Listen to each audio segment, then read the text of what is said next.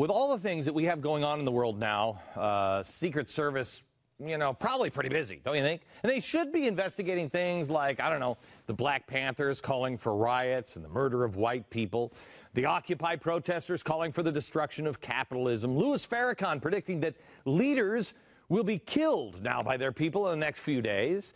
We could investigate agents who not only shack up with hookers, but then left the president's schedule out in the open. And now we find out that they may have been doing cocaine in Colombia, too. Hezbollah is getting cozy with Russian state-run TV networks. Julian Assange is there. It's great. They're supposed to investigate major fraud like counterfeiting.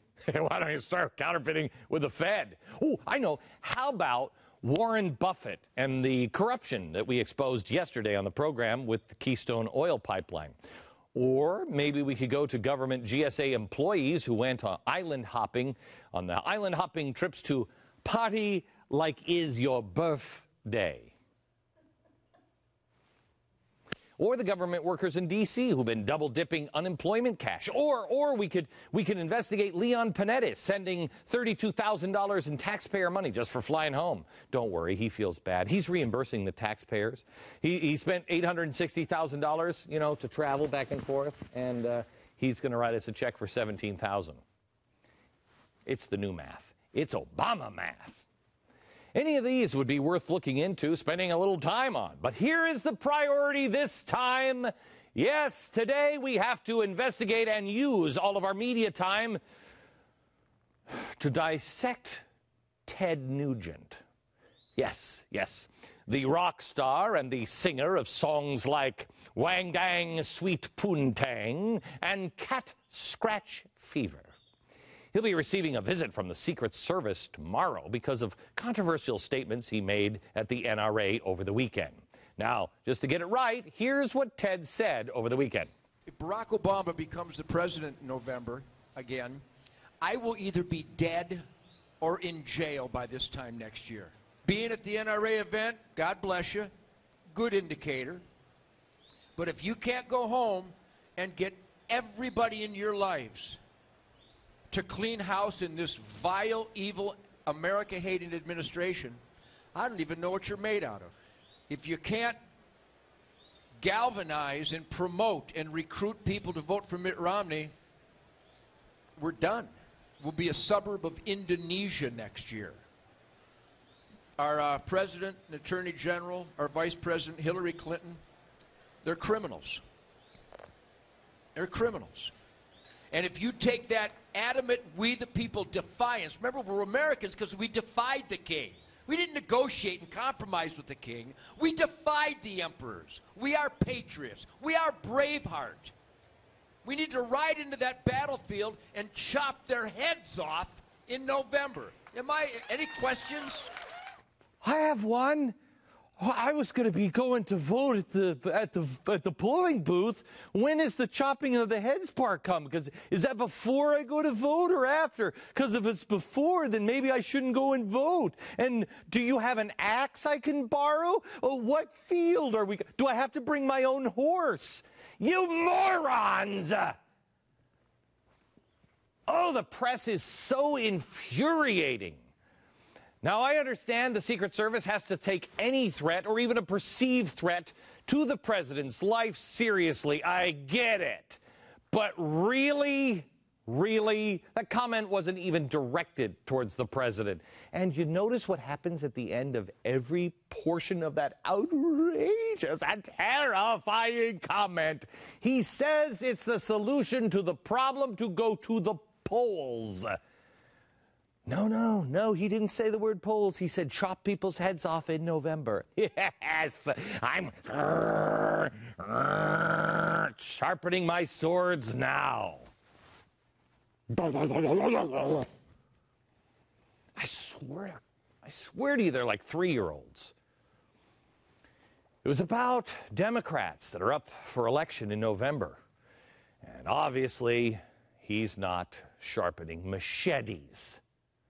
Again, Secret Service.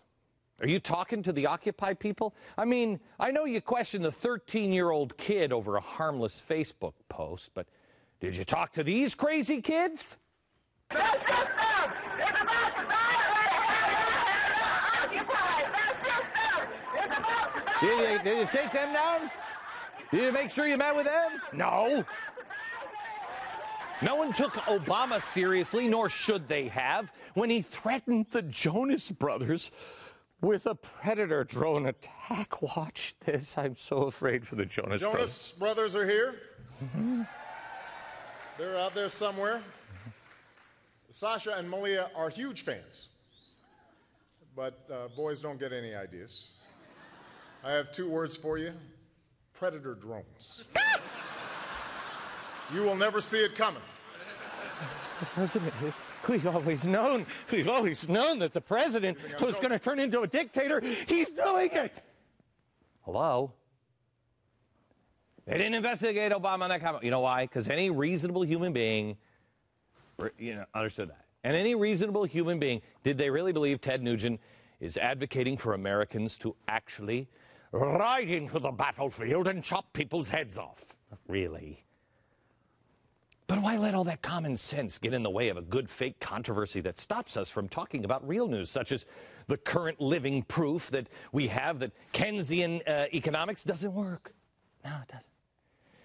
Instead, it is time to feast on another conservative. Open up his chest and feast on his flesh. Ted Nugent's not a danger to anybody, unless, hear me out, people in Washington start to sprout antlers and Ted is given a hunting license.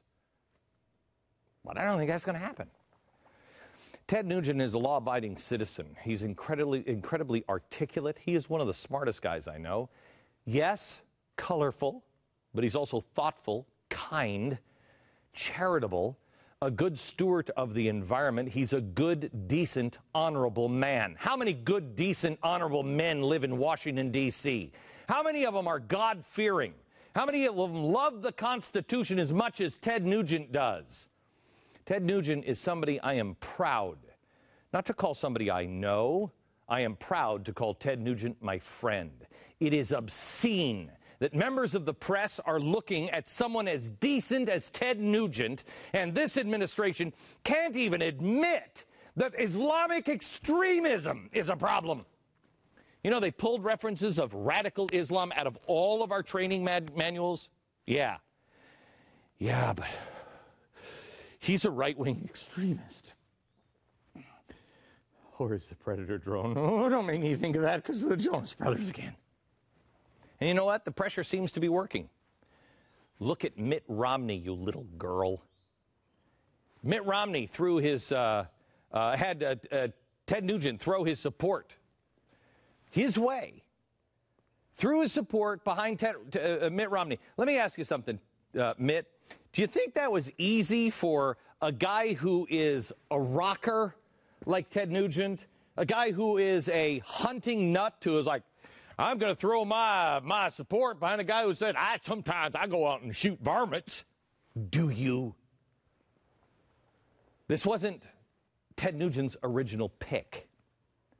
He said, quote, after a long heart and soul conversation with Mitt Romney, today I concluded this good man will properly represent we the people, and I endorse him. Let me tell you something. On Saturday night, I was with Ted Nugent, and I had to endure 20 minutes of Ted going on and on about why I had to get on the Mitt Romney train. It was more grueling than any kind of root canal. I had to listen to it. Did Mitt call Ted and get his side of the story? Did he stand up to political correctness? Did he even come out and say, hey, it's not the wording that I would have used, but Ted's a great guy, and he's passionate about his country. Let's not question him as an American. No.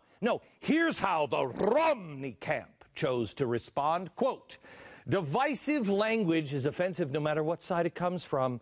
Mitt Romney believes everyone needs to be civil. Oh, how mediocre you are. What is it the Lord says about being lukewarm? I can't remember. Do you, Mitt?